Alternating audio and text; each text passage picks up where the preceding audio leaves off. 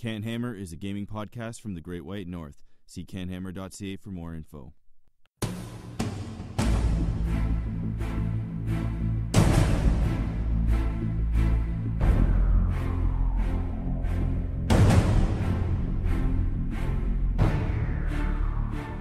Good evening and welcome to CanHammer, your stop for Warhammer 40k and Age of Sigmar from the Great White North. Today's show is episode 134. We're going to talk about some upcoming news or some news that happened, some rumors, how we think the meta's going, and we're going to cover a little bit of some of the top lists at Nova and maybe our take on them and what we think of those guys. As usual, I'm your host, Chris, and today I'm joined by my co-host, Darren. And we have a special guest, Logan, back again. It's becoming a regular thing. Twice in a year. Oh my god. Mind you, it feels like we've only recorded like twice in this last year, so that's all good. Almost. What are we going to do for 150? I don't know. We're not even close yet. Like at this rate, we won't be there for 3 years, so there's no point in planning that. Yeah, we got to fix that problem. So for people that are just tuning in for the first time, this is our weekly/bi-weekly, depends on how often we record, kind of Warhammer 40,000 Age of Sigmar podcast. We talk about all kinds of different stuff. We're geared out of the Canadian meta. If you listened to the last episode, I'm going to apologize again for the terrible audio. Hopefully it's fixed and we sound great for this show. We've done some major upgrades to our systems, so it should be pretty good. So I'm going to start off. I'm going to hand over to Darren to shout out our sponsors and patrons. Yeah, big shout out to all our current patrons, of course, who make everything that we do possible. Shout out to our main sponsors, Dan from Sequence Comics, Dylan from Multizone, Dave from Tista Minis, and Martin over at Dice and Decks, I guess is now. He's literally just moved into his new store, apparently, so which is looking pretty sweet. Yeah. And big shout out to our two new patrons. We have BP Edwards, who joined right before Capital City Bloodbath, and Jace, who joined fairly recently. So thank you very much for your support, guys, and thanks for signing up. And welcome to the fold. Yeah, and if you want more information on our Patreon, just go to patreon.com/CanHammer, and you can support the show. So we're going to move on. There's been a lot of crazy new stuff coming out the last few days. So we had the Space Wolf book drop. So what do you think of that, Darren? Yeah, my review's up on YouTube, and I changed the my style of read-along now, where I used to just do a first impression type read-along. Now I do a more digested read-along. Because I don't get the books like 2 weeks in advance like some other people, so there's kind of no point doing a first impressions read along when everybody else has already spoiled it. So yeah, not super impressed. We may see some Space Wolves character popping up in Soup, like we kind of did before, but I don't think Space Wolves as a mono codex is going to be a huge competitive army. But I've been wrong before, that's for sure. I think I said the Eldar Codex sucked when it first came out, so poo on my face. Yeah, you say a lot of crazy things. So Space Wolves, for me, it was a very lackluster release, because what new came out? Nothing. Yeah, I don't think there was anything new, was there? Yeah, it was just a book. No new Primarch, no new... Like, they could have done so much with the release. They could have done some big giant wolves. Maybe they could have done some wolves that were, like, on fire with trails of flames, like all the AOS stuff. It's, has trails of flames on it, so they can't be China casted. New Logan model. That's the thing. It came out. There's a few small items and characters that you might want to include in a soup army.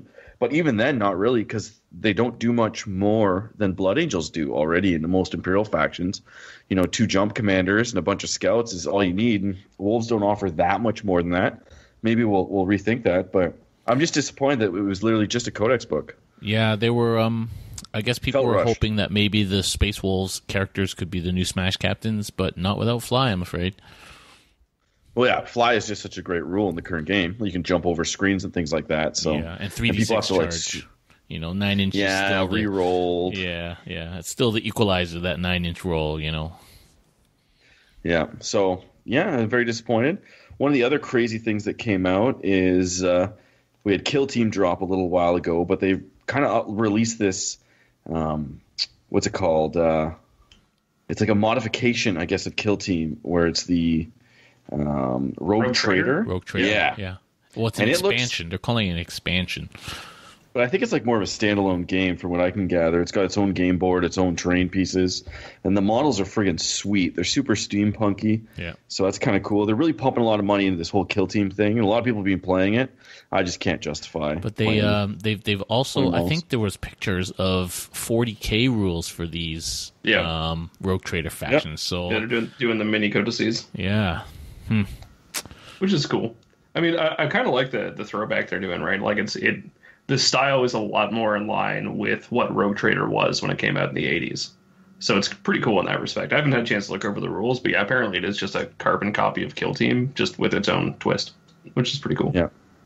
It's a great gateway drug, right? Like, I mean, I haven't had a lot of free time until somewhat recently, and even then not much, but like Kill Team was going to be my jam. That was what was looking to be worth the time, but instead I just bit the bullet and built an entire Nurgle army. Another release that I'm actually super excited about is they re-released Lord of the Rings as Middle-earth, a strategy battle game. And I think this made sense because you would go on the website and you would have all of the old kind of Lord of the Rings factions from all the, I guess that they've released 5 or 6 versions of the game now, right? They released one with every movie. Yeah. And then The Hobbit came out and you're like, oh, so you're playing the Hobbit game, but majority of the figures are beyond the Hobbit. Yeah, it makes sense to combine it all into just sort of one version of the game. Yeah, at one point I wanted to use the Nazgul, like those riders, as Blood Knights in AOS, but the scale is just a bit wrong. Yeah, the scale that's so frustrating too because there's such cool models. I know that would have been there's awesome army. The ghost dudes. Can't remember what they are, but they're a great. They would be a great proxy for like the was it the chain wraiths or whatever the new death thing is. But yeah, they're like 60% the size because it's actually a 28mm game on like 40K, which is God knows what these days. Yeah, I picture this army of like Neferata, which is like a big model with these like tiny little Nazgul dudes. That doesn't work. Yeah, that's too bad. So I cut off there for a second, eh? Yeah, you're back now though. I don't even know what I missed. My mic died.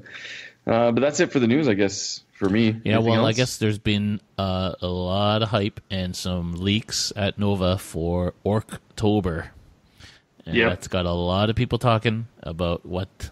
Oh God, it's going to be so disappointing for people if it sucks. That's all I can say. At least it'd be par for the course. I mean, orcs haven't been good in whatever. I guess what? No, fifth they were pretty good, right? Yeah, but look at Dark Eldar now. So who knows? Who knows? Yeah. People got hope. So that's all I can say. The orcs are supposed to be bananas, if I'm being honest. I've heard that from a lot of people too. So one of the weird things about the orcs is when they did like the preview at Nova Open, they showed like that Speed Freaks orc game. Yep. And I was like, really? We need another like mini game? Like they have way too many of these things. I don't think they sell that well. But okay, they released the mini game, and then I was looking at all the orc rumors. And there's some really sweet ones. Like the snake bites, they get to advance and shoot without the -1 penalty if you have assault weapons. So you can take 180 snake bite boys, which is 360 shots. They hit on 5s.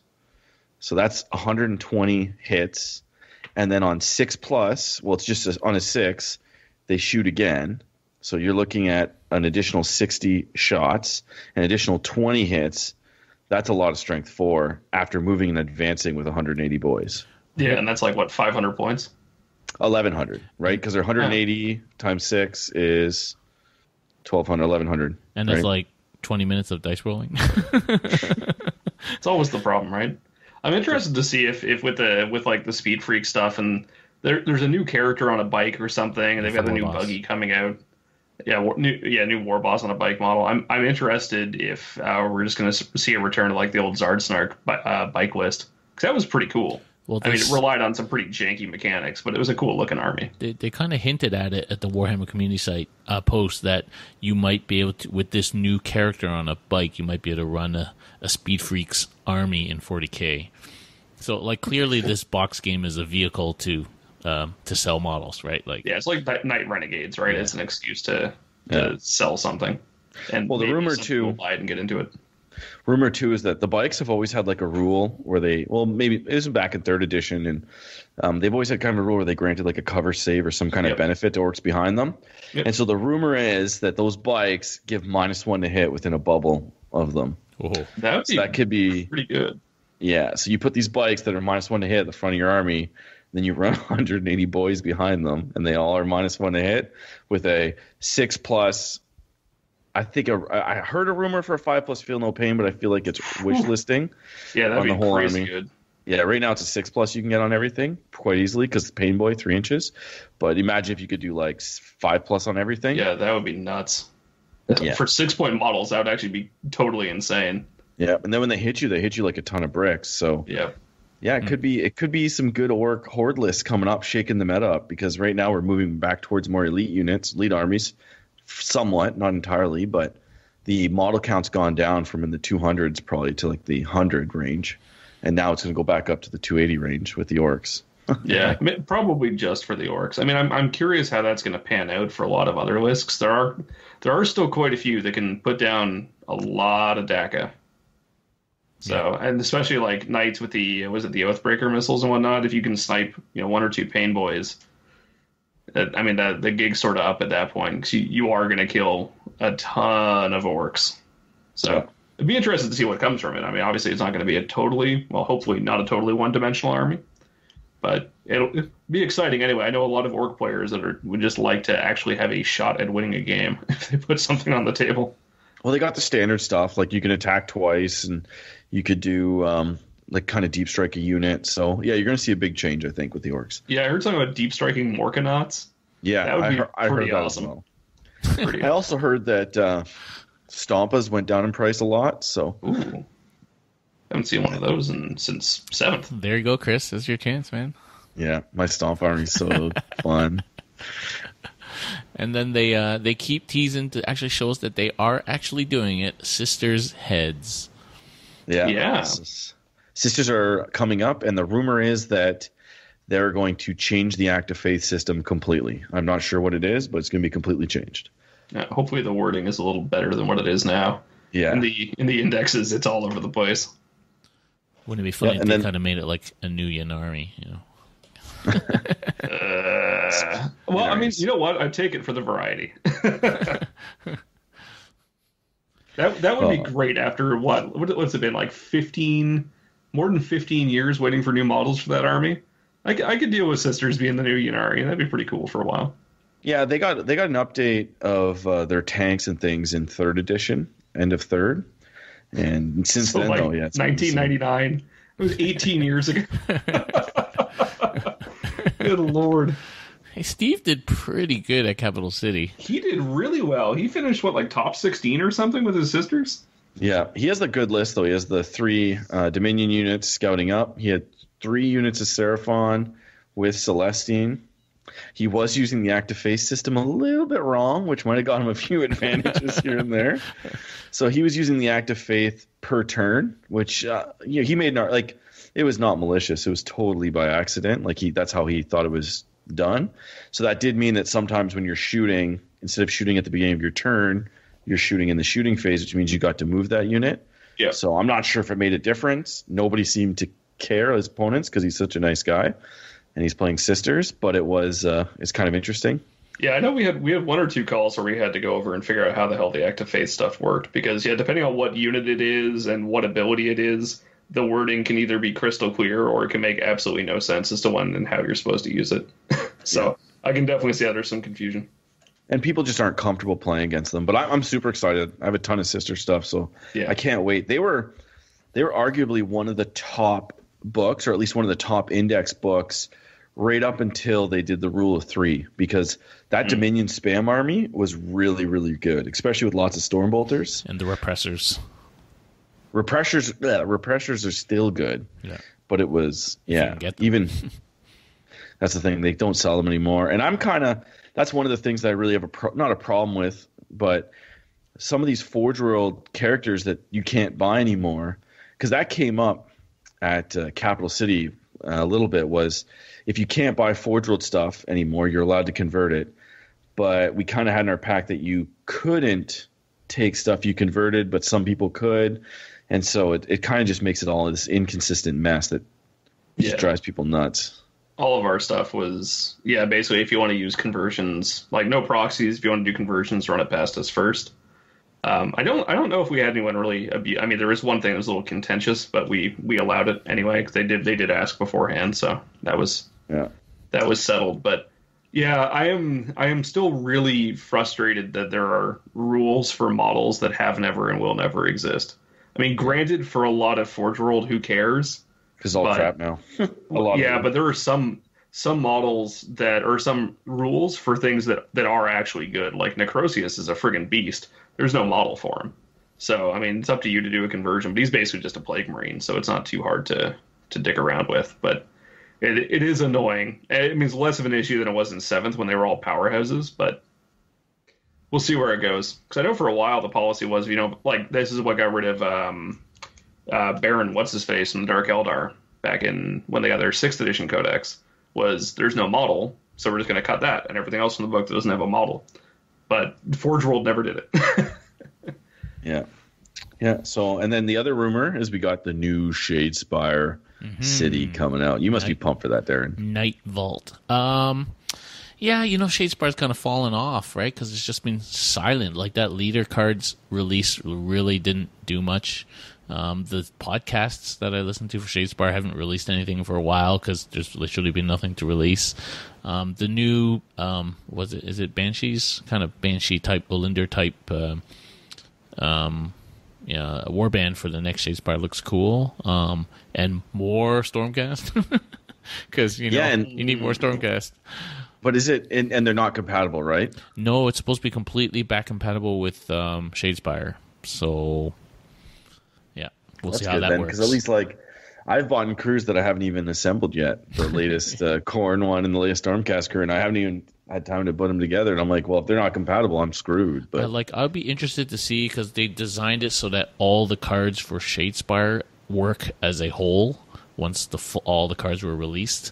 And then there's going to be all the cards for Night Vault. But then if you're allowing those two card sets to mix, I wonder what's going to happen there. Maybe it might come down to a tournament thing. Like in Hearthstone, you're only allowed to use like 3 kind of back decks. So maybe they will be on our like 5th city one day and we won't be able to use the first 2 cities cards. That would be consistent with pretty much any card game other than Netrunner, I guess. Yeah. Like Magic has the same thing. You've got whatever the current one is minus a couple of releases, or you've got different formats that allow different things. So yeah, people might just find it easier could go a million ways. Just to run Night Vault or Shadespire or whatever the current one is. Yeah, and I thought our community was poison, and then I started watching a few Magic YouTube videos. They have a very they hate Wizards of the Coast or whatever it is. The Magic community is interesting. Yeah, I haven't been involved in it a super long time, but it definitely has a split of people who are like even high end players who are super toxic or super amazing and encouraging and just like ambassadors for their community. But unfortunately, one of those groups gets a lot more coverage than the other, of course, as it always is. Always the negative. Negative groups always get more coverage because it's more interesting to hear people right. And it's weird, too, because, that game is doing better. Pretty much everything in the hobby world is doing this, but Magic is doing better than it ever has. It has been for the past, 10 years. It's been on the up and up constantly. But, yeah, you just hear more and more things that are just horribly toxic about it. But who knows? It must be working. I'm sure Friday Night Magic is a great place in comparison to whatever you'd see online. So I guess we'll move on. We're going to talk about the Nova Open. None of us went, but we've seen the lists and we kind of know who won it. It's a lot of familiar U.S. players that did well at Nova for the 40K and also the Age of Sigmar. So why don't we start off with, there was a common theme with the top list. So do you want to start off with the 3rd place list, Darren? Yeah, well, so I'm going on the from BCP here. If people don't know, that's the easiest way to get every single list. But basically, we're looking at top 10, and it's almost all the top. So the top 3 of 4 lists, other than Nanavati's list, was your classic Catechins, Castellan Knight, and Blood Angels Captain list. And Gagno almost went completely, lost hardly any points through 1, 2, 3, 4, 5, 6, 7, 8 rounds. With Captain America. Yeah, so you can just not anymore. He's not. He wasn't captain this year. Oh, he'll always be Captain America in my heart. Though. Yeah. So actually, let's go through. We'll go through what the factions were for top 10, but we'll only go through the list for the top 3 because I believe the top 3 are pretty distinct. Okay. Yeah. So Ganyo was playing Catechins, which is He was in third though, right? Go to 10. Who was 10? Oh, 10th? Okay, start at the bottom. Okay. But just say the faction. We're not worry about Harlequins, which is interesting. Blood Angels. Not interesting. They're amazing. Drukari. And then shout out to Shane Watts, Custodes, running my usual biker-heavy list. Imperial Knights, Thousand Suns. And then so that Thousand Suns list, actually, let's stop there. That was Justin Curtis. Justin Curtis. Yeah. His list is really, really, really interesting. Yeah. It's basically Magnus and Morty, and then 2 units of 30 Zangor, with 1 Demon Prince, 1 Sorcerer, and Armon on a disc. And his list basically does a lot of things really well. It clears chaff, it advances, it deep strikes, has a lot of psychic powers, has a lot of big survivable monsters. You're playing against another Chaos Army. He's got basically +4 to Death Hex or +4 to even Warp Time if you need that off. Yep. It's a really solid list. I was really, really interested in his list after seeing how well he did. So people beat Nick. Yeah, you just have to remember though that the Nova was 6 rounds and then brackets or something, or 5 rounds. It's three rounds, and then you get split into brackets based on your record. Yeah, so if you don't win your first 3 games, if you're in the second bracket, you get dumpstered. Yeah, if you're in the second bracket, you can never get up to whatever win position. the tournament. Yeah, so you your first never 3 get games top 16. Yeah, which is I don't want to diss their system because that's their system. You go to Nova, you play in their system. I don't go to Nova because I don't like brackets. Yeah, like it works really well because it gives you 6 games of people who are in theory along your skill level.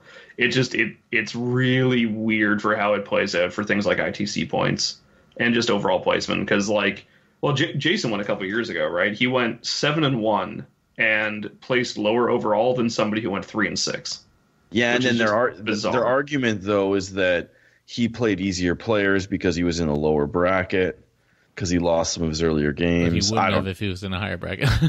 Yeah. It's weird. Like they've done it like that forever, and it seems to work for them, which is great. But yeah, it's one of the big reasons I haven't been interested in going to it.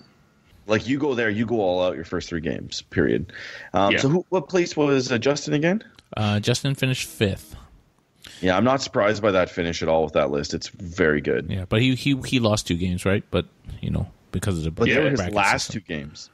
He was undefeated going rating. It was his last 2 rounds, I think, right? No, he lost in the second round. Oh, that's right. He lost in the second round, then he lost in the last round. Yes. Beat by somebody else pretty notable. But it was high. It was like a 30-point loss for him. Yeah, he scored 30, but he lost, yeah. And his opponent must have scored like 32 or something, but that's crazy, yeah. Yeah, and so, Nova used their own missions, obviously. It's not ITC, so. 4th place? Yeah, then we got Catechins. Then we got Nick with his Yunari list. But who is it with Catechins? Eric Trock in 3rd. Well, tied for 3rd with Nick Nanavati. And then Nanavati in 3rd with his weird Yunari list he was running.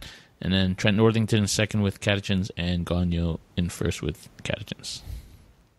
Air quotes, Catechins. Well, they are. Well, it is mostly Catechins. They run, 100 infantry or whatever it is. But, Brigade of Catechins. So let's start with 3rd place. Go back to 3rd place and run through Nick's list quickly, please. All right. Well, Nick, he eschewed running his usual Yunari list to running what he calls this weird list, which is basically more Dark Eldar heavy. So 14 Grotesques in 2 units, Rakkar, Urian, Homunculus, and a bunch of Racks. And then he is running the Incarn, and Eldrad, Spirit Seer, and Guardians, and some Rangers, and 1 unit of Shining Spears. And then an auxiliary support of 5 Kabalite Warriors who unlock Vect. Mm-hmm. Yeah, so it's actually more of a Drukari list, but and there's nothing wrong with any of those units. They're all really survivable. They do a lot of damage, and they grind you out. Yeah, it's a good list. And, he knows how to play Eldari. So he could probably do similar with any kind of Eldari list. Because he just got all the tools. And then in 2nd place was Trent Northington. And so his list is pretty similar to Well, his list actually was different from Gagno's. So he did a distinctly different list. He's actually playing what I've been playing, which is the catechins include Hellhounds and a big Death Star of Bulgrin, which is what I've been trying to run with 6 to 8 Bulgrin, Astropath, just to make them like 2-up in Vuln. I remember when Chris did that to me a long time ago. It's a tough nut to crack without Death Hex. It is, and it's been a good unit. That's the problem. Is like these Ogrins are coming back now, but like we played those when 8th dropped. We were playing those, and we loved them. Our first game in your basement, my Dark Angels like parking lot versus you had like 3 or 4 Valkyries and a big Bulgrin unit, right? Oh yeah, that was the day we did the gaming day at my place. Yeah, and then remember that it just took like 6 Razorbacks to eventually get through all your Bulgrin. I remember that game. Well, that's the thing is, so when I ran them back then, there was a lot of those crazy gun lines where you were re-rolling all the hits, all the wounds, like 6 Razorbacks, like 1,000 Devastators. Nowadays, there's not as much firepower to take them out, so it's kind of good on Trent that he thought to bring them back in a major way like this. So And he had 4 Hellhounds. Hellhounds are very good. And then he had your usual Smash Captain Battalion and a House Raven Castellan, of course. So that's pretty much standard for the course. As one does. And then Gagno was more infantry heavy with Strat. Well, I don't want to move on from Trent's list yet. Because like we have to assume that people listening might not understand what his list does. So what it is a brigade of Catachans. It's a battalion only, actually. He only had 3. Oh, yeah, he only had the battalion. Gagno had the brigade. You're right. Yeah. So he had a battalion of Astra Militarum, and they basically were the CP farm. So the Aquila and the Grand Strategist, they're going to get tons of CP back. They supply 5 CP to the army. And then on the second battalion, it's Blood Angels with Scouts. They give you the board control and then 2 Smash Captains, which can drop in and beat face. And they can also get you CP back. Depending on whether you buy the Veritas Vitae or not. Yep. Is that how you pronounce it? Vitae? Veritas Vitae? Yeah, sounds right. And then the Castellan is just crazy because you make it Raven. You can buy it a Warlord trait to give it +1 invulnerable save, so it goes to a 4+. And then you could spend 3 CP to rotate Ion Shields to give it a 3++, so 3+ invulnerable save. 2 CP. At tough. I want to say it's 3, but whatever. Anyway, yeah. Maybe I'm sure on average plus it's on like shooting. 1 when you account for the regen. Yeah. So anyway, you get a 3+ regen to shooting, 3+ invulnerable to shooting, which is awesome. You can also, because it's Raven, you can pay 2 CPs to reroll 1s, and that's reroll 1s to hit, reroll 1s when you are rolling for the number of shots, reroll 1s to wound. It's pretty crazy. And then you can also buy him the Call's Revenge or Call's Anger or something like that, which is a super plasma just gun. It's like 2d6 shots, strength 8, 2 damage, and then the buffed up version is like 3 damage. Yeah. Strength 9. It's probably so it's pretty crazy. like the only codex that has really good relic weapons is the Knight Codex. Like all the relic weapons are really good. Yeah. But why I wanted to one is like that. everything a Storm Surge wishes it was. And these Castellans are nuts because they need the CPs to just feed them. So this thing's running probably 5-6 CPs a turn. Plus you got to buy relics for the Blood Angels. So he only had, 10, 13 CP going into it. So he probably ran out of CP a lot of the time, but it's still pretty crazy. Yeah, most games I was watching on the stream were at 0 CP by like turn 4. Yep. Because by that point you hope that your Castellan did enough damage that you no longer need to keep them alive, right? Yeah. So they're popping a few vehicles a turn or taking out units of whatever for the elite stuff anyway. Yeah, and the one thing I liked about Trent is he actually mixed, in his Ogren unit, he mixed the type of shields. So he had some of them with the 2+ save and then some of them with the invulnerable save. So that depending on what you shot at them, when he cast the spell +1 saving throw, it affects both the invulnerable save and the armor save. So if they're in cover, you can actually get them down to like, was it a 0+ or you can ignore Rend 2 or not Rend, AP -2. Yeah, AP yeah. He only had 3 with slap shields out of the 8 to get the crazy invulns and to tank all the high hits, and then which works out for las cannons or anything that you might have to face like that. Yeah, because they're what 4, they're 5 wounds or something each. No, they're 3 wounds each. 3 wounds, okay. They're a little but they're squishy, toughness but still. 5, which makes a big difference, really. And then, Doesn't matter Yeah, when you have a because 2 it's 3 to wound instead of a 2 for a lot of the heavy strength stuff. Right. Yeah. And if you think about with the way that the ITC, I'm not sure if they did this at Nova with the train and line of, well, Nova's one where they have lots of L-shaped buildings. Yeah, like Nova doesn't need to comp their LOS. Yeah. They got a lot of really good terrain. LOS. So, and the Ogrins are great for that because they can sit behind one of those walls, chill there, get the power. Like they can bump out because they're infantry. They can move through ruins basically at will. So they can go through basically solid walls, and they can go in and hit enemies and clear out buildings, which is really, really nice with the mauls. And then if we move on to the first place is Andrew Gagnon, and his list is very similar to Trent's, except you drop the Ogrins and you take a brigade. So he had 20 command points. Yeah, so he had the usual mass infantry, but a Strachan and priest stacking attacks. So we got strength 4 guardsmen doing 3 or 4 attacks each into you. Just going cheap on the sentinels, the heavy mortar teams. And then he was running crusaders. He had 18 crusaders in a unit of 8 and a unit of 10. And those little guys, shout out to Dave Koska, who tried to kill me with these CanHammer team, but those little guys all have storm shields for like 5 points each or whatever, so they can tank a lot of stuff. They're really good. And I like it. Well, and he obviously won. I like them a lot more because he can have 2 units of them, and it's more wounds, and they're not as affected by multi damage shots, which is really nice. And then he has the more CP, so he can probably keep his knight running longer, and he can spend more on the Blood Angels. And when you have more CP, because of the nature of you get way more back, right? Because he's getting like over a third of his CP back usually. So yeah, it's pretty crazy that the meta's kind of shifted that way. So I think unless we see major changes to the Castellan or I guess even fringe stuff to how CPs are generated / regened. I think the mass infantry thing is here to stay for a while anyway.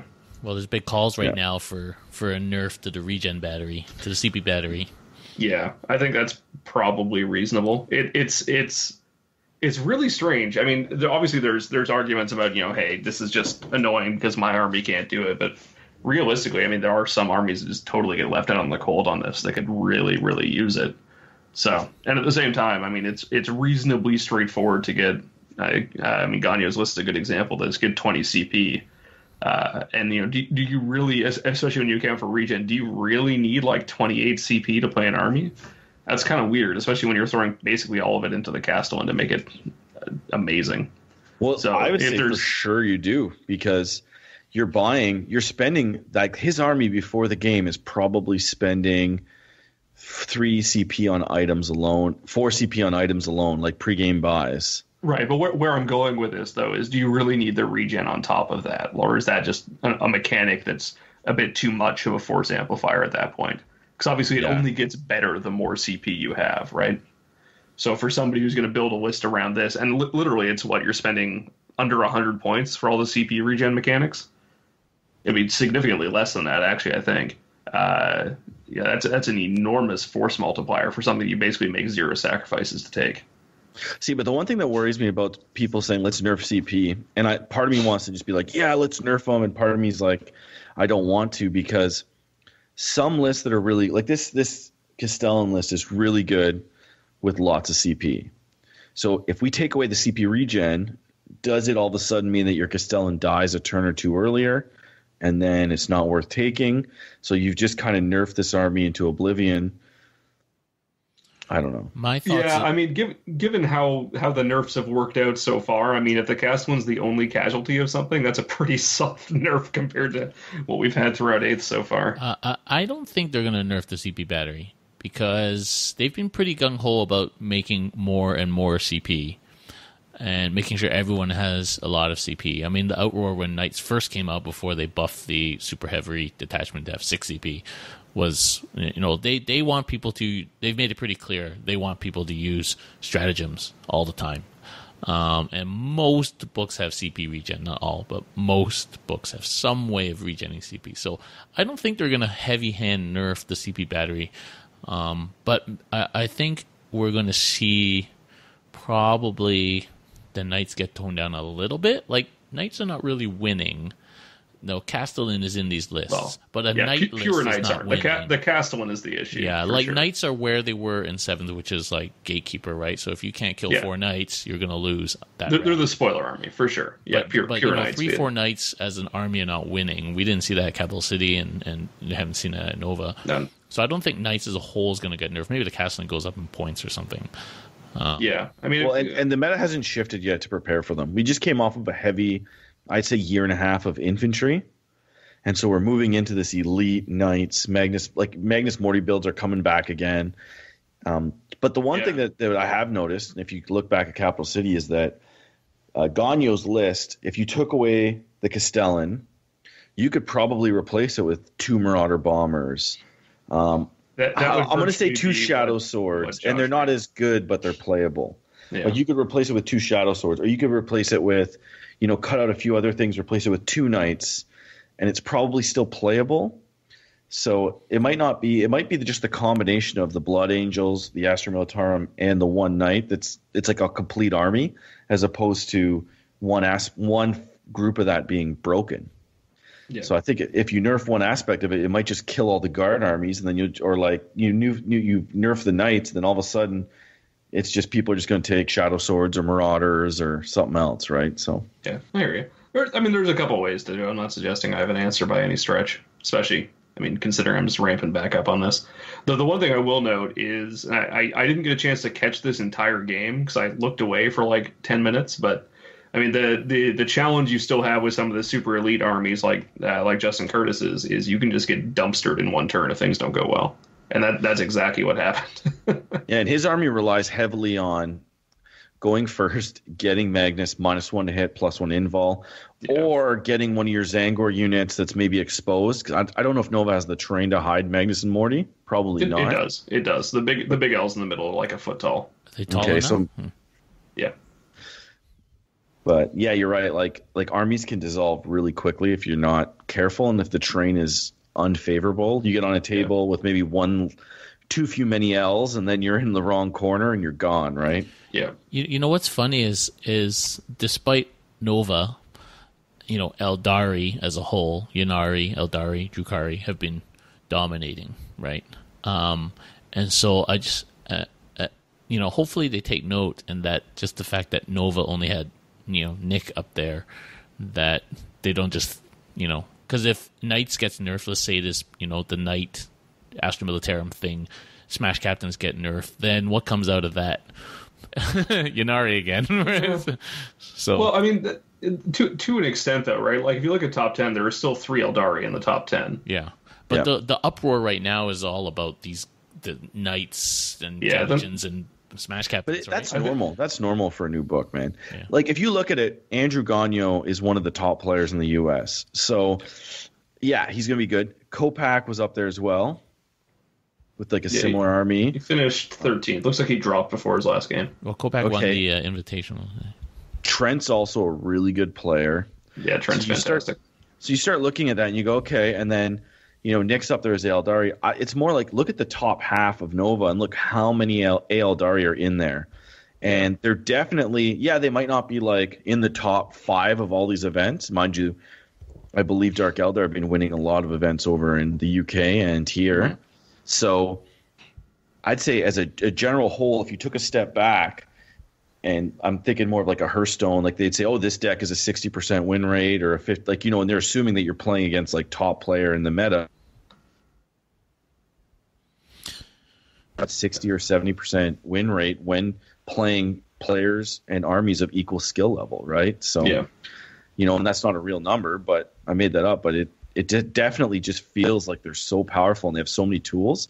And I think if they nerf one aspect of the Ynnari or one aspect of the Drukhari, they have so much depth to their books that they're just going to be better. Yeah, exactly. We saw the Dark Reaper nerf.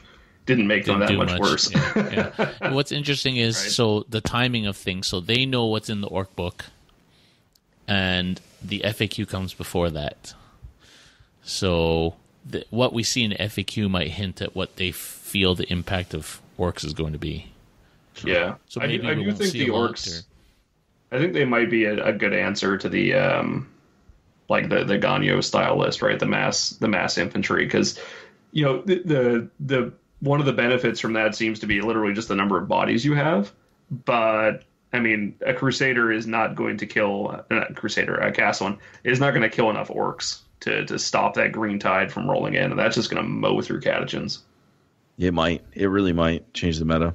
Yeah, I think that'll be a significant difference. We might not see much in the FAQ at all if they believe that the orcs is going to equalize, bring balance to the force, right? Like, yeah. Though at the same time, there's a lot of Eldari lists that have enough firepower to deal with something like that, right? Like the thing in Nick's list, that enormous Guardian unit. I mean, that's going to neuter a huge unit of orcs, and that's a couple hundred points to potentially kill 50, 60 models. It's a pretty good investment. But the question is, do you get overrun after that, right? The green tide. So well, that's the thing. It'll be really interesting to see what happens. The one stratagem I forgot to mention is they do have a Tide of Traitor-like stratagem for the orcs, where they can bring a unit back on one of the board edges. So I don't know the details. I don't know the clan that you might have to do to associate with that. But, yeah, they could be pretty solid. And you're right on that. Like, if I was to neuter the game right now, the one unit that I would really neuter would be Talos's. With Urian, they just get way too survivable. And then the other unit would be Shining Spears, need to come down a little bit or go up in points a little bit, some kind of thing. I would like to see Ynnari in general fixed, because I feel like without Ynnari, the craft rule book is just fine. Ynnari is what puts them over the edge. Specifically the Soul Burst stuff that's the issue, or the Soul Burst and the shooting twice, or the attacking twice, or the moving twice. Yeah, the moving. Like, do all you want and then go hide. Yeah. Well, you can do that. There were with a the few regular examples of that as well, right? Like the Shining Spears come out, shoot one thing, Soul Burst, shoot the other, and then charge the other thing. It's crazy, and they do a lot of shots because they have twin shrieking catapults. That's like a lot of shots. 45 shots. And if you doom an opponent and you've guide one of that unit, you're now just like going off like nobody's business. Like, I played with them at Adepticon. They kill so much shit. 9 Shining Spears. The buffs are really what makes them super crazy, like over the top, though, right? So, like they're strong on their own, but yeah, when you guide them or fortune or whatever, it becomes a little nuts. Yeah. And then you let them do anything twice, right? Or it's the same thing when the Reapers went up in points. It's because you could just take 10, shoot them twice, and you just nuke stuff, right? Yeah. Now, sorry, go ahead. I was just saying, we've been talking about CPs and feeding the Castellan CPs. Well, all these things are basically 2 or 3 CPs for other armies, but for Ynnari, it's free. It's free, or 1 CP, or it's true. Yeah, and you got Fire and Fade, which is just disgusting. Like, you can just get in transport, get out, shoot stuff, get away. It's like insane. So I would just like to see Shining Spears. They've had their moment. The models are terrible looking. I'm sick of seeing like Idoneth Deepkin models of Shining Spears, Jason. Just get rid of them, or just make them like a little bit more, like an additional few points each, so that way people aren't, when they take 2 of them, it's just a major commitment. Account for the fact that they're absolutely dumb when you stack the abilities and buffs. Like that should be. That's something that I don't think is probably accounted for in a lot of points cost in the game right now, and likely needs to start to be, because the game is very much. I think GW is starting to finally understand this as well. Is a lot of stuff seems innocuous. Like Shining Spears on paper themselves don't seem totally insane, but suddenly when you get all these other abilities, they become nuts, and then you buff them further with psychic powers, they become even more crazy. Right, so something like that realistically needs to be accounted for in points cost, not because, if you're playing a casual list with Shining Spears, whatever, maybe they're crap, but if you're trying to design the game for balance and a competitive aspect, which seems to obviously be the goal with like chapter approved and beta rules and FAQs and match play and all this stuff, you really need to account for the power combos when these things are designed and costed. Yeah, and then if we're talking about comping things, when you get onto it, the Castellan, the one major complaint I have is the stratagem Exalted Court, and that's what allows you to take a super heavy detachment, take a Castellan, and then basically make it a character and give it a warlord trait for 1 CP. And you're kind of like, if you took that away, or if you forced your opponent to make that Castellan his warlord, so you could actually slay the warlord from it, and you would kind of have to spend more CP on other items. Like, now you can make your Astra Militarum, company commander, whatever, your Warlord, and he can take an item for free, and then you only have to spend 1 CP for an item, and then you spend 1 CP for the Exalted Court and 1 CP for an heirloom from the Knight. It saves you a couple CP, but just being able to give him that 1 Warlord trait of +1 invulnerable save to shooting, I think that's what puts the Castellan over the top. If the maximum invul save it could have is a 4+ with Rotate Ion Shields, it would go down a lot quicker, and it would still use up a lot of CP.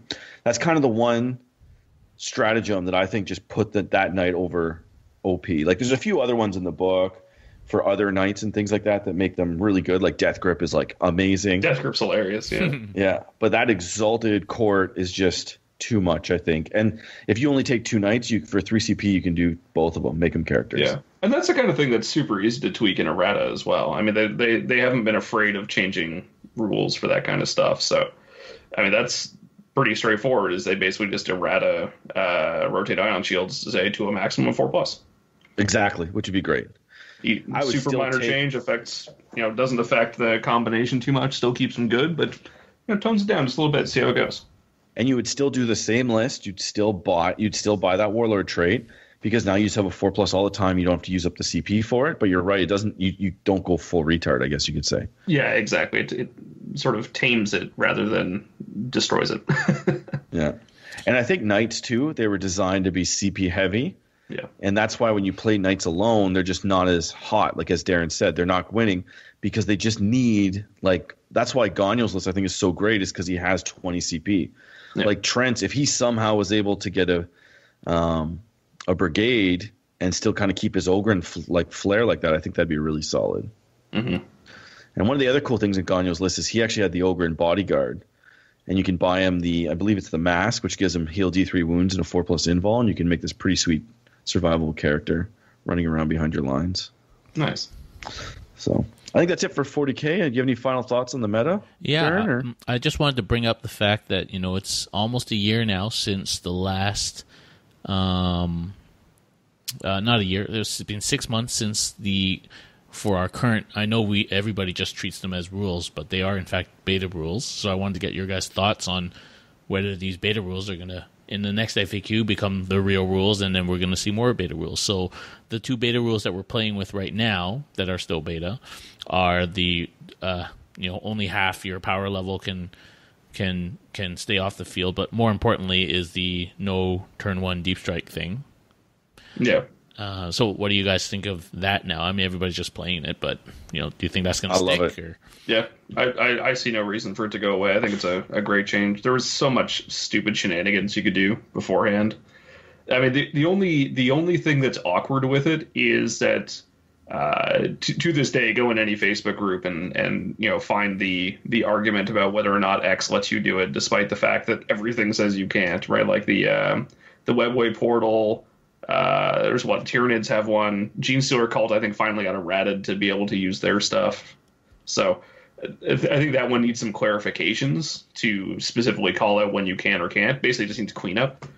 Which will happen in the Codex, right? Yeah, exactly. So the concept, I think, is fantastic, though. It does handle a lot of shenanigans. Yeah. Yeah. And then the other beta rule is the Battle Brothers rule. So we don't see detachments of Chaos, Imperium, Eldari, Ynnari, or Tyranids. So you think that'll stick around? Was that a beta rule? I thought that was all the way from the beginning. No. Yeah, was that one basically you don't get the stratagems if you soup an individual detachment? No, so this is saying that in a detachment, that can't be the only keyword. Oh, right.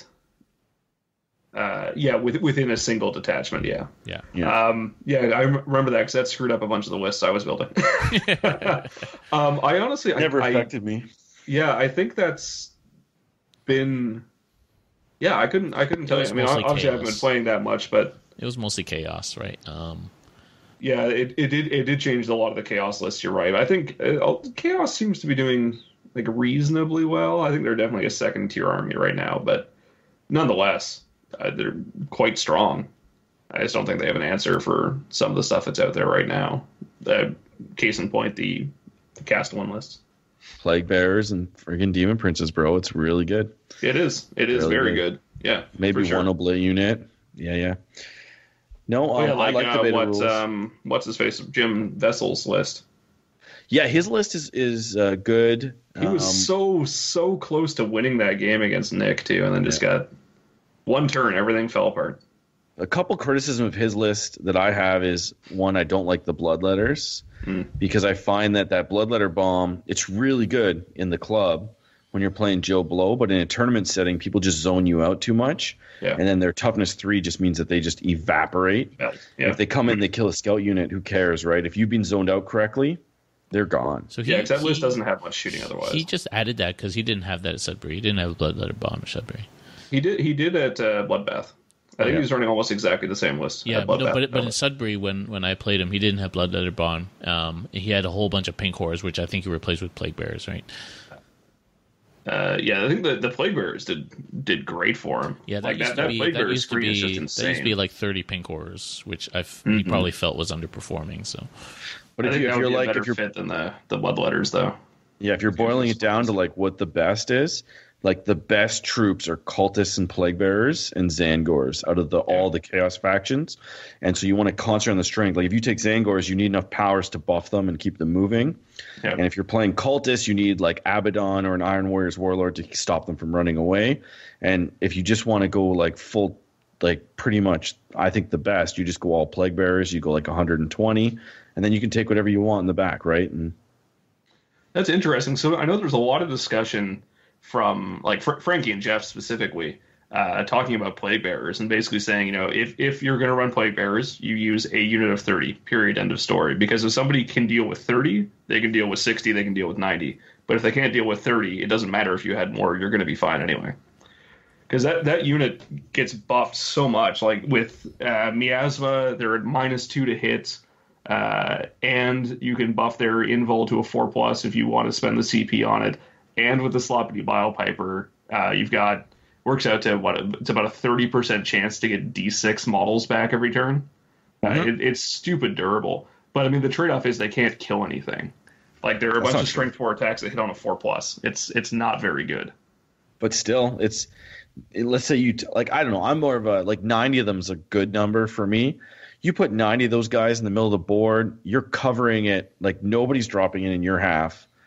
They're surviving, they're grinding out in the long game, and it just protects all your other squishy character stuff in the back. Because when you play it like Chaos, people like will tell, oh, those Demon Princes are disgusting. But Demon Princes die.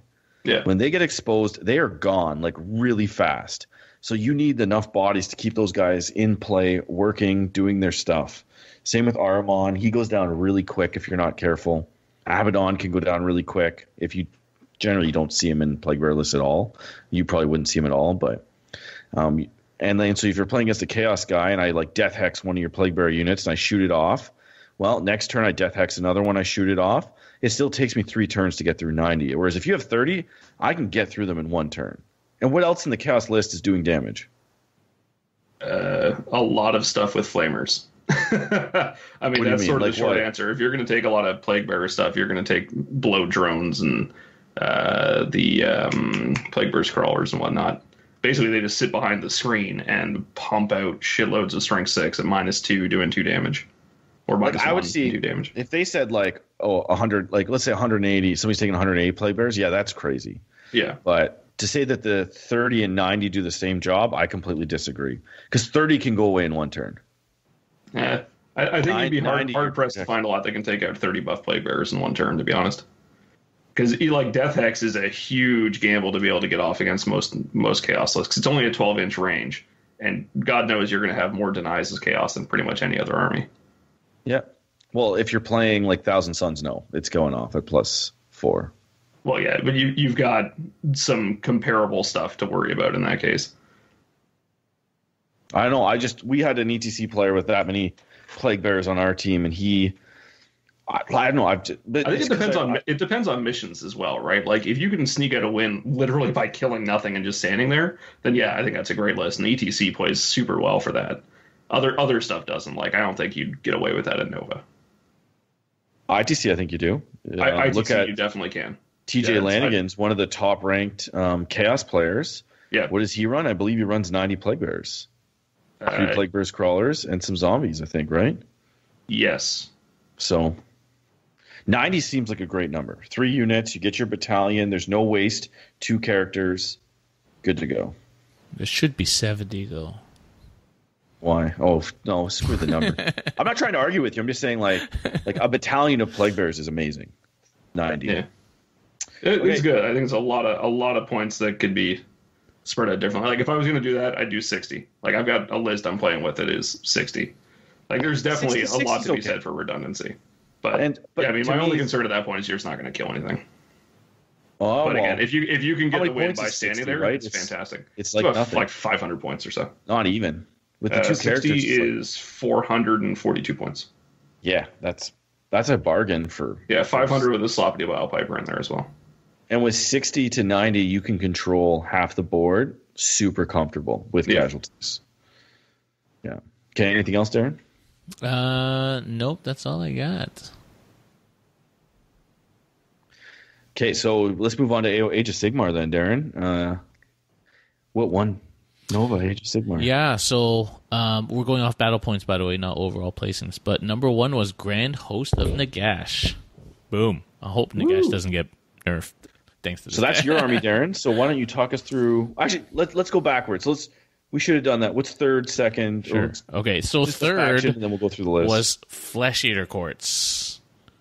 Ooh. So what's in that list? Okay, so this is something which I totally should have thought of myself, but I didn't. 3 Ghoul Kings on Terrorgeists, Arcan the Black, and then 3 base Crypt Ghouls, and then Cogs and Swords. So basically 1,200 points in monsters, and then Arcan, and then your bare minimum ghouls to fulfill battle line. So 30, yeah. Yeah, so the only way I can see this is, so basically you're just rocking up with your 3 Terrorgeists. You're doing up to 18 mortals with your Shrieks.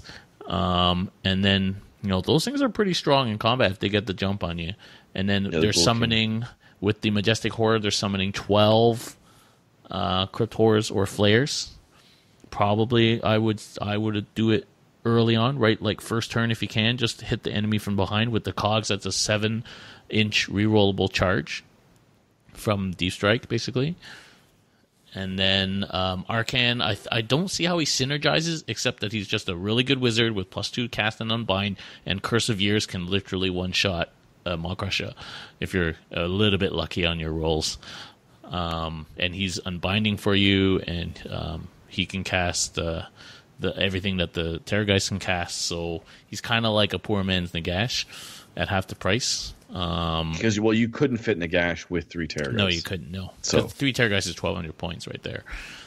And then so how does the summoning mechanic work then? You said that you could summon a unit for the Ghoul King on Terrorgeists. You can summon 3 horrors or 3 flares for a CP. It's a command ability.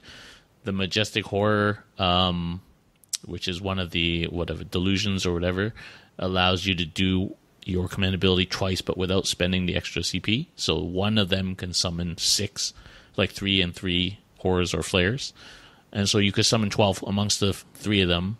You can summon 12 horrors or 12 flares. One unit or separate units? They have to be separate units, yeah. So, and usually, so you want to kind of hit things in the back, so they're not going to be buffed up, but you still have to deal with them. And then you got 3 big monsters coming at you as well, and they're all wizards, so they hold stuff for you. They're if Unholy Vitality, they can be fairly difficult to shift. And now with the Gaping Maw as 3 attacks, your chances of doing straight up 6 mortals in melee is pretty not high, but it's way higher than it used to be with only 1 attack. I've certainly done my share of 6 mortals onto Skaven Forge World models. Sorry, Francois. But yeah, so I can see this list actually. I mean, it did well, so I can see it doing well. I just wish I thought of it myself. I only have 2 I just actually, while you were talking, I looked over and I saw my 2 fully painted Terrorgeists just sitting there, and I was like, "This could be interesting." I only have 2 myself, so, but I do have an Arcan, and Arcan's pretty good. We should do a doubles AOS tournament and just bring 4 of them, you and I, buddy. No, let's bring 6 of them. Let's bring. I don't think you can fit 6 in 2,000 points. Yeah. So that was third. Okay. So who's second? So second was Korn, David Fields. Don't know much about Corn except it just kind of runs up and smacks you in the face. But well, what brand of corn? Like, what was in his list? 4 Bloodthirsters. Yep. That'll do it. And then they do a ton of damage when they hit, man. Karanac, and then a bunch of Fleshhounds. And 2 How many battalions. Fleshhounds? 2 battalions. 20 Fleshhounds in total. The Blood Hunt and Council of Blood. I'm not familiar with what those do, but yeah, 4 Bloodthirsters. There you go. Seems like the big monster thing is coming back. I don't know. We saw a bit of that at Capital City. Yeah. That's I don't know much about that. I've seen it do really well. I saw like Raul's list of Capital City do well. I still think some of the more shooty lists could take him down really quickly. So I know he didn't make our top 3, but shout out to Joseph Urban in 5th running Destruction, and he was running Ogres and Iron Guts. So what was in his list? It's a little bit cut off, unfortunately. Something, I think it's a Belcher thing. It's a Belcher. Blood Belchers? Unfortunately, some of the list is shut off. Then there's a Grot Shaman. Then there's like 3 big units of Ogres, 2 units of Iron Guts at 360 points each. So that's probably a lot of Iron Guts. And then something Bone Grinder Gargant, 400 points. And he did well then with came in 5th. Ogres. Yeah, Ogres hit like a ton of bricks. Yep. We had So who came in? Daughters of Cain was 4th. Zinch down there. The first Stormcast is not till 6th. There you go. What was in that list? Let's see. Stormcast. Just because Stormcasts are my baby. Yeah. So, let's see. Lord Arcanum on Griff Charger. Sequitors, the usual. Sequitors, Evocators. Yeah. So there's your usual Sacrosanct Chamber list these days. Just spam Sequitors and Evocators. Very good. I hate that that's a thing. I hate that the 2 new units are just like, spam them, you're good to go. Yeah. Which one do you like better, the Evocators or the Sequitors? I don't know. It's a toss-up. I think you use both. Sequitors. I think you use both. This is interesting. 11th, 12th, 13th in a row. 3 Nurgle lists. Then the first Deepkin list was 14th. Daughters of Cain, 4 or 5 Daughters of Cain in the top 15. Yeah, they're solid. So let's go back to first place. What was that list? Because we kind of said... So this was a classic list I was thinking of doing myself, except I can't bear to paint any more Reapers. But so Nagash, a Necromancer, and a Cairn Wraith. Minimum 15, so 3x5 Direwolves for your battle line. And then 60 Grimghast Reapers, because they are the bomb. 60. Yep. So 2x30. So Grimghast Reapers, if you don't know already, are really good. So basically these guys, they're fly, they move 8 inches, they're 4-up unmodifiable ethereal save, so they'll tank everything on the 4-up. Then they have death save. So they're really hard to kill, effectively 60 wounds. And then they have like 2 attacks each at -1 damage, so like not totally useless attacks either. And then although they're Night Haunt, now you can use them in Grand Host of Nagash. And in the setting of Grand Host of Nagash, with Nagash, they get reroll 1s to save, reroll 1s to hit, and he can and he heals like whatever 5 units or whatever. All the heroes heal a whole bunch of units, so you're just regenning them like crazy. And then there's a command ability that brings back a whole destroyed unit from a graveyard. So yeah, it's really good. Yeah, and Nagash is so nasty. Did he have Spell Portal? Himself is just nasty. Yeah, even with the nerf, you have to run Spell Portal because you're going to hand it Death something just for fun. It's just so fun. Like, it's always a threat, right? Like, you have something big, you have to make sure you're out of Hand of Dust plus Spell Portal range, right? And it's basically creates a, 21, 22-inch no-go zone around Nagash for anything big, you know? But so, because you just said, too, that it looks like the big monsters are starting to win a lot, does that why Nagash is so hot right now? It's possible. I mean, at Capital City, we had the Nagash list against the guy running 3 Great Unclean Ones, and he hand of dusted all 3 of them. Turn 1, turn 2, turn 3, boom. Gross. Good lord. Right? So, Yeah, I don't know if sorry, go ahead, anybody here has played against Nagash and Hand of Dust, but the rules. I know some people just 4-up it, but the rules say you're supposed to pick a dice hidden in the hand, and so if you play it that way, you can really psych people out with little twitches of the finger or little looks with your eyes. Like, you can play around with it, psychologically, to make people pick the dice. I don't like that. I like 4+ better. Personally, I like 4+ better. Well, sure, but technically you're not supposed. You're supposed to pick a hand. Well, then you do what the rules say, man. Do what the rules say. So, do you think AOS is a good place right now, Darren? I think so. I'm hoping Nagash doesn't get nerfed because although he's strong, you are paying 800 points for that privilege, which is, I think, it's the single most expensive model in the game. I don't think Archon's quite that much. It'd be interesting. This was 85 people? Yeah, 85 people. So that's a pretty big tournament. Most of the big tournaments are out in the UK, and this pretty much reflects the meta. I think people would like Destruction to get a little bit of love, but I think some mixed Destruction is doing pretty well. I think people are caught off guard by them. I mean, Barney did pretty well at Capital City with his Iron Jaws. Yeah, so you tend to see a lot of that, the same list kind of doing well. I'm a little bit disappointed in the Stormcast that they're not dominating with how many new units and how many crazy new abilities they have. They just don't seem to be. I guess they're just too small, like too elite of an army to control the board and do a lot of damage. They don't take casualties very well. But I think AOS is in a good place as well. It seems to be pretty good. I'm kind of in a little bit of a mess state because I feel like my Age of Sigmar armies are fairly brand new, and yet a lot of them are now need to be completely reworked, which is a little kind of frustrating. But well, yeah, some people are complaining that Stormcast came out like a new book, which generally you wouldn't complain about getting more books than everybody else. But it's like a completely new Stormcast army. So, yeah, like all the old stuff is worse than all the new stuff. Yeah. Like it's such a night and day difference. You have to buy like a whole new army. You can't just slot in your old stuff. Yeah.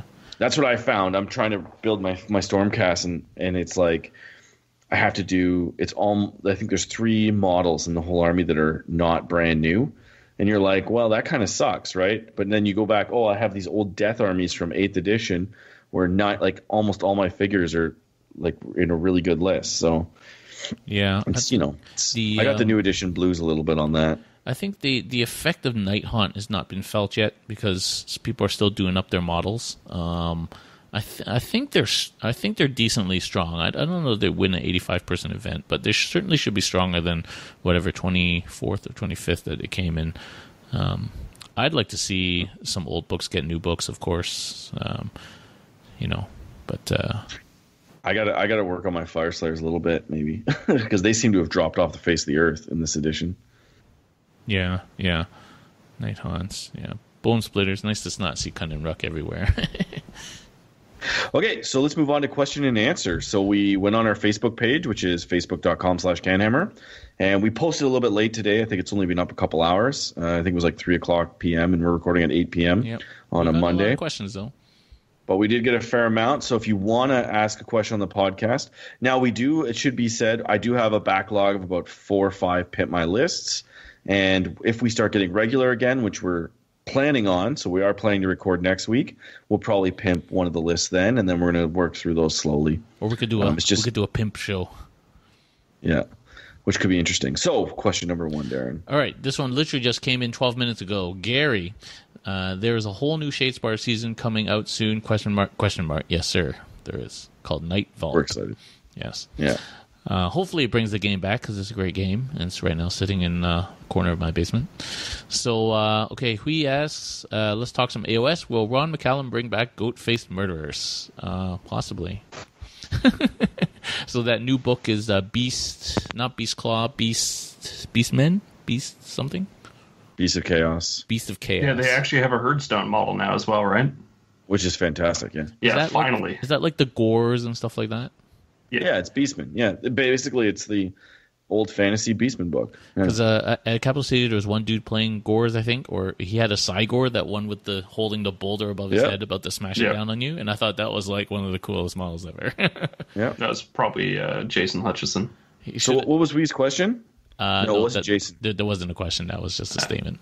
It was. He just wanted to know if Ron was going to bring back the goats. Oh, Ron actually sold his army, I believe. Oh, he liquidated a lot of Warhammer. Hopefully, we do see some goats. Period, though. It'd be great to see Beastmen back on the table. Yeah, they're cool. What's the next one? So this from Tyler. It's come up a lot in his local group. If you were to suggest an army for someone to start going to tournaments and just going past the just take what you think is fun to play thing, what would it be? I guess for 40K, well, we could do both, but that's fairly competitive starter army. So it's hard because when I'm going through that right now, where I don't want to play Thousand Suns anymore, I'm hoping I've secured my top ITC spot for them, so I'm off you're them. Pretty far ahead.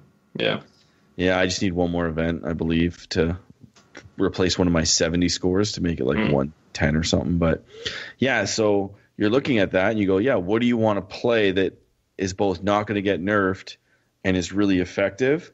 And let's face it, if you're talking about like you want to do well and you're maybe new to the tournament scene, you want something that's a lot easy to play. And so Custodes Bikes is a very straightforward, easy to play, hard as nails army. You're going to lose the odd game really badly because when it falls apart, it falls apart. If you're up for a little bit of a challenge, there's nothing wrong with you have to look at things that are always good. For example, Blood Angel Smash Captains with 3 units of scouts for the last several months has been like a no-brainer purchase. They're worth it. They're always, well, not always going to be good, but they're very useful. They're very good. They're very tactical. It's not a lot of points. So you could invest in that and then see what else you want to move to. Knights is a good beginner army because it's like rock, paper, scissors, so you'll smash a few people. Yep. Yeah. But what I said to, I think it was Jason before Capital City, and I kind of stand by this.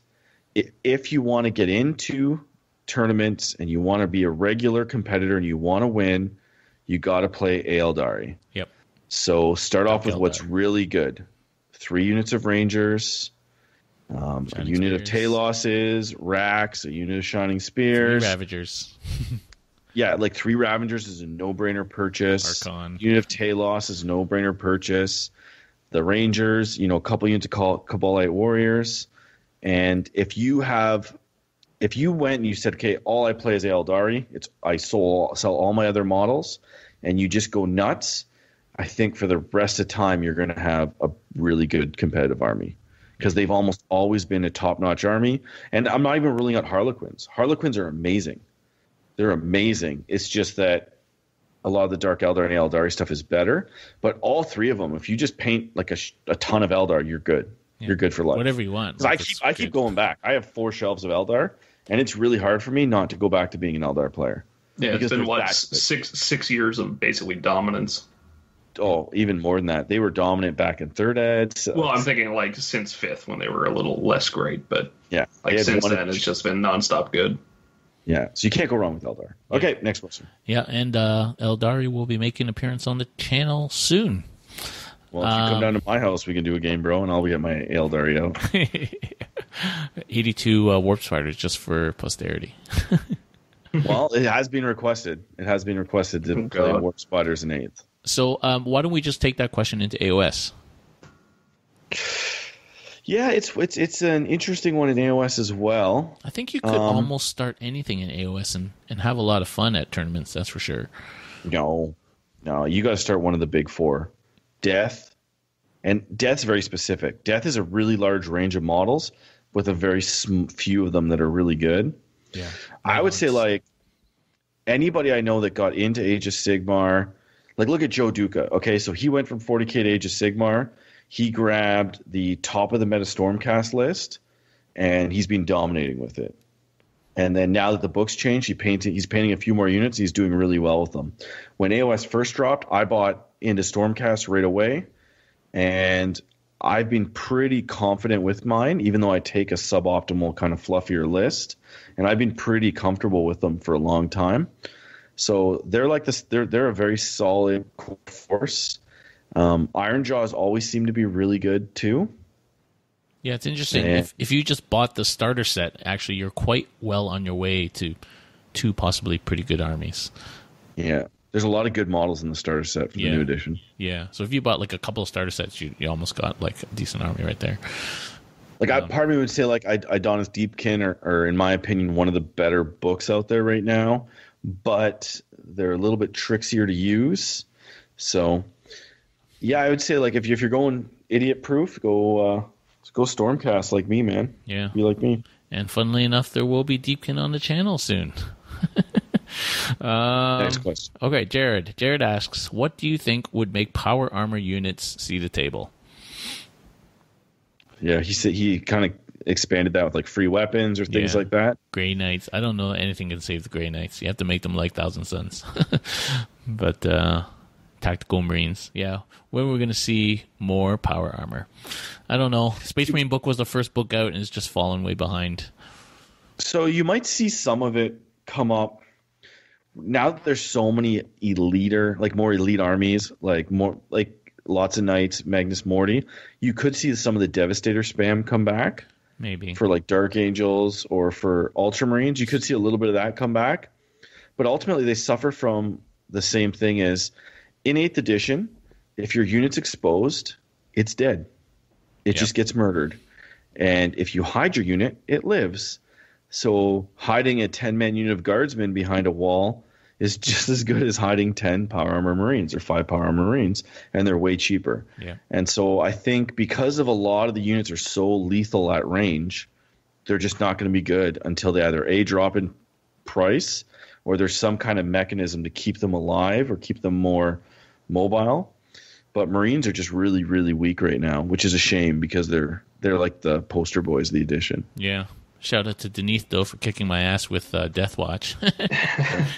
Yeah, I do wonder where it would go if, like, I think we were talking about this the other day, not on the podcast, but just elsewhere. Like, T7 vehicles in the current meta just explode instantly. Yeah. Whereas, 6 months ago, it wasn't the case. There was not that much firepower to deal with them unless you ran a literal gun line, in which case you had other counters to deal with it. But with Razorbacks just exploding, it's tough to want to take something that would go in them. Well, they took away my 4-up Invuln Dark Angels Razorbacks. Come on. Go ahead, Chris. There is a few Marine builds that are good. They just don't involve a lot of infantry. So they involve some bikes, a lot of predators, like there's one of the applicants of the ETC team plays Salamanders. He's been doing really well, but he's got like a Fire Raptor and 3 predators, and so but as far as the infantry goes, you're better off just with scouts and just them not getting shot. Salamander's almost like free Gilliman, kind of. It's like they're good. I felt the power of that. And the other secret sauce, man, Thunderfire Cannon. Oh, that thing is, I don't know. I've never played against them, so you gotta have some CP to back it up. The half movement is having your movement crazy sucks. Good. It sucks. Like that can flat out remove certain things. It just has to hit, right? Yep. Like that one turn where Mortarion or some big baddie has to fly in, you're just sort of screwed at this point. Yeah. It's super good for that, but it's 3 CP or something to do. No, it's 2 CP. It's 2 CP. It's reasonably expensive considering it's not going to do any damage, but you can just cripple a big unit. Likewise, hit some plague bearers with that. They just don't move. They just don't move. It's crazy. I think just drop the point cost. Like if he's looking at what solution, drop the point cost on TAC Marines. I think so, but you make it so you can take Girly Man and 200 tactical Marines in a 2,000 point army, and that's gonna be something. Yeah. It's the same deal for Plague Marines, right? They're durable until they just die. It's a tough sell for their point cost. You're better off taking 30 cultists, right, for the same cost as 7 Plague Marines. I agree. Yeah. Next question. All right, so next question is a good one. Nicholas Smithers. He asks, do we see Kill Team becoming its own competitive following or just an intro to 40K? But they just released or are going to release the organized play for Kill Team. So I think they're trying to run this as its own thing. I mean, it is an intro to 40K as well. But whether it takes off or not is another thing. But they are trying to turn Kill Team into a thing. Yeah, I think I've only seen it one place. Yeah, I think it's going to be relegated to like the Night Joust or Shadespire type events. I mean, realistically, like Kill Team's a cool game for sure. Don't get me wrong on that. But if that kind of game is your jam and you want to play at a competitive level, you're going to play Infinity.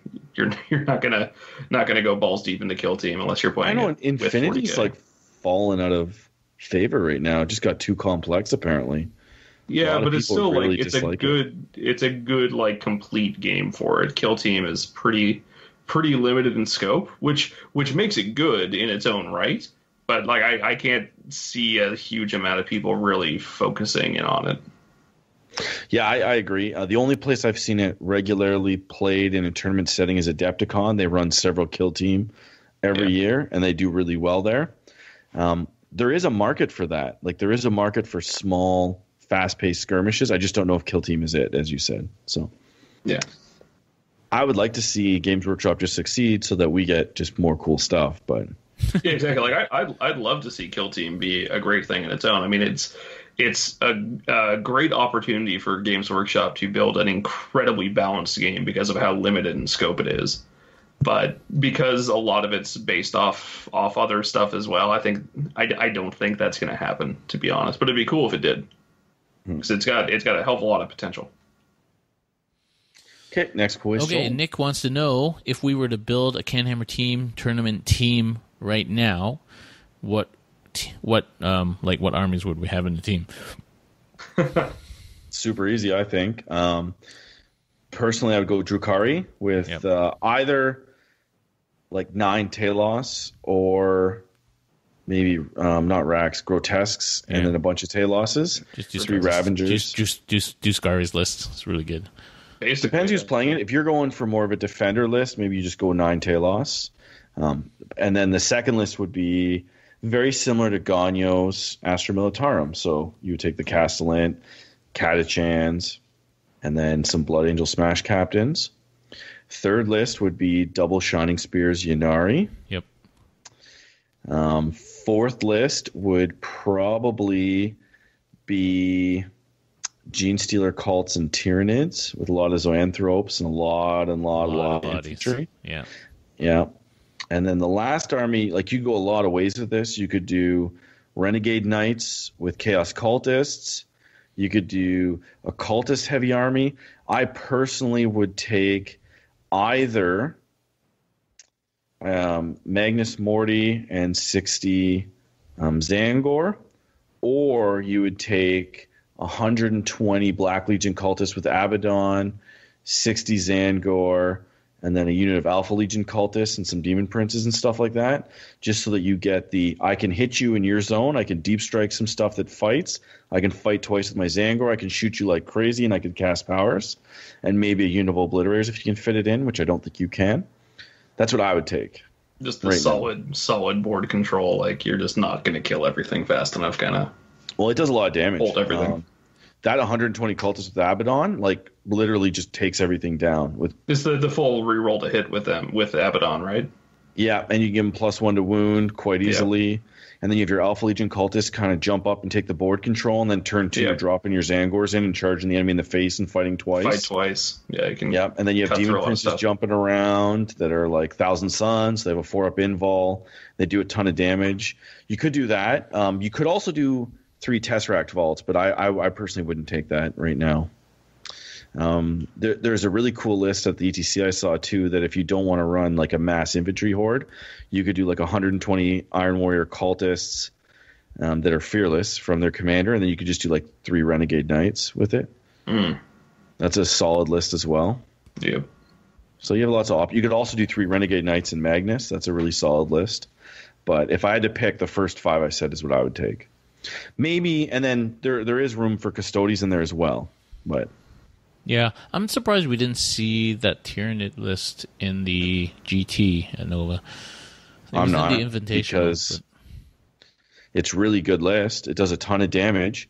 It's not as good as some of the Astra Militarum lists, and in order to play that list right, you need something like 90 to 120 Gaunts, and you need 60 Gene Stealer Cultists, And then it's like a ridiculous. It's like 280 models or something like that, right? Or 250 models. It's just too much. Yeah, too much to play and buy and paint and assemble, and it's just too much.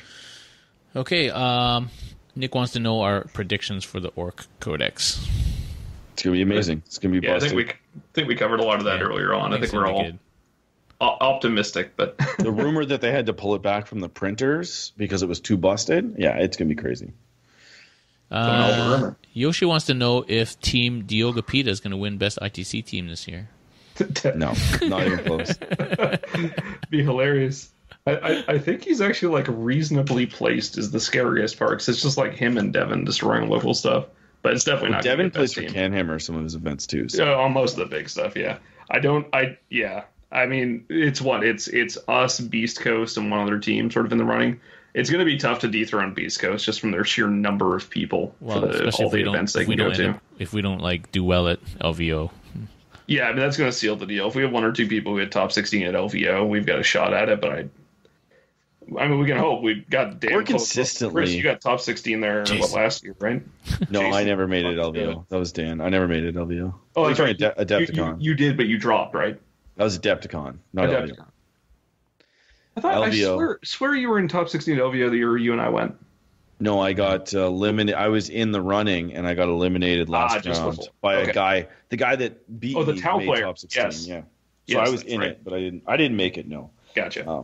I was pretty low. But no, Dan did super well. That's right. Oh yeah. No, it's. I think it feels good just that our club is always in the top 4 or 5 consistently, at all times. That feels good. Yeah. Who's next? What's next? So Jace asks our thoughts on Kill Team. I think we already kind of covered that. Yeah. Jeff Brown wants to know predictions for the upcoming FAQ, which I think we already kind of covered that. We already covered that. Shining Spears. That's about it. Andrew Weber wants to know about Shadespire. We kind of covered that. And Kevin Armitage wants to know why he's so good looking. He's not at all. Savage.